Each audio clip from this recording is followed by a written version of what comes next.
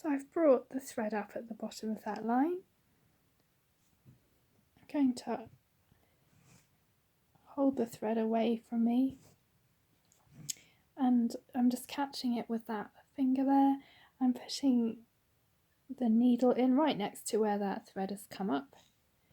I'm using my left hand underneath to pull the needle through, guiding the thread with my right hand, holding open a loop, and then bringing up the needle along the line inside the loop and pulling through. So then I'm holding the thread away with my right hand little finger, putting the needle back through next to where the thread came up, so that's inside the loop, inside the first loop, holding onto that thread, using my left hand to bring the needle up and pulling through. So that's my second chain stitch.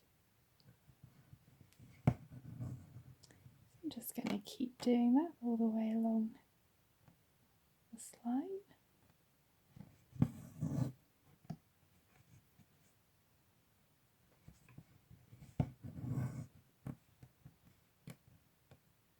You can't see, you can bring the loop to the side and then bring it back over the needle there. Holding the thread away with your little finger takes a little bit of practice, so you can always bring your left hand back up to the surface so the thread isn't pulling through there. So I'm just going to take another needle, and without splitting any of the threads, I'm just going to pull the loop up and then pull that thread through. So I'm keeping my stitches pretty small, 2 or 3 millimeters long. Just going to go around the top edge of this petal,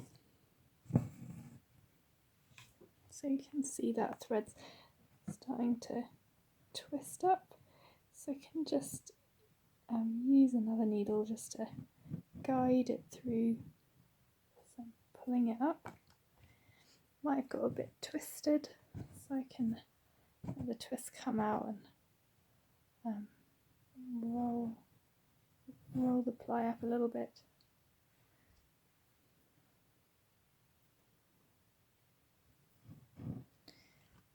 So again, I'm going to go around the tip of this petal here.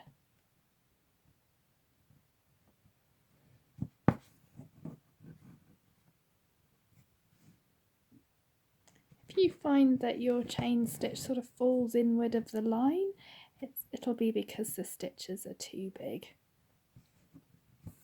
So you can just make a couple of stitches along the top edge of this petal, and then we just finish with a holding stitch right there. Okay, so we're going to take a little holding stitch along this line and then bring the thread up at the bottom of the next petal. So again, we're going to start here and work up and around.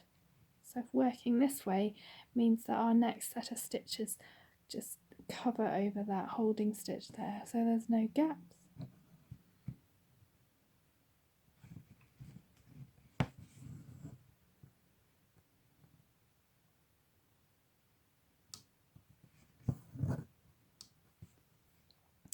You can do your chain stitches bigger if you like. Looks pretty as well. Traditionally, Crewel is so fine that the work is really fine and the stitches are really small, but it wants to still be enjoyable. So you can make them bigger if you want to.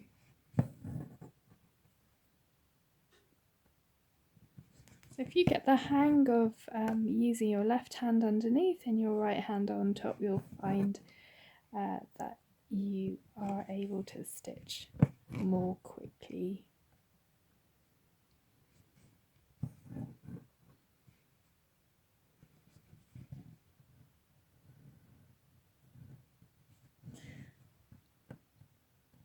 So yeah, my thread just got twisted there, so I want to watch for that and make sure it doesn't twist up. So your thread should just about last for 2 petals, which is handy as we're going to change the colour on the next 2 petals.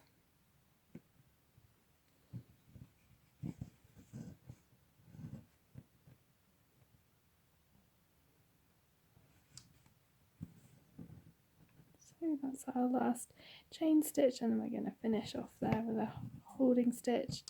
I'm done with this thread, so I'm just going to finish that with 2 little holding stitches on the line there.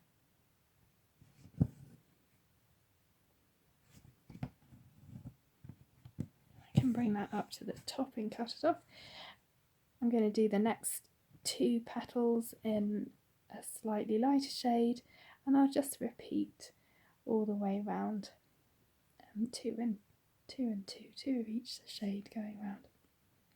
So that's chain stitch in Crewel wool.